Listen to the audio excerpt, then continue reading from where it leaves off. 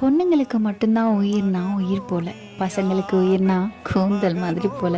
பசங்க எல்லாம் பாவப்பட்ட இனத்தை சேர்ந்தவங்க போலப்பா. ஏன் அப்படி சொல்கிறேன்னா, 2 நாளைக்கு முன்னாடி ஒரு இன்சிடெண்ட் நடந்துச்சு. என்னன்னா, 2 பைக்கு கிராஷ் ஆயிடுச்சு. அதில் என்ன கொடுமைன்னா, அந்த பொண்ணுக்கு 35+ இருக்கும், பையனுக்கு ஒரு 20 ஆர் 25+ இருக்குன்னு வைங்க. நல்லா பைக் அடி வாங்கி அவங்களும் நல்லா கீழே விழுந்து அடி. அதில் அந்த பொண்ணு ரொம்பவே பயந்து ஐயோ அம்மா அப்படின்னு கூச்சல் போட்டுட்டாங்க.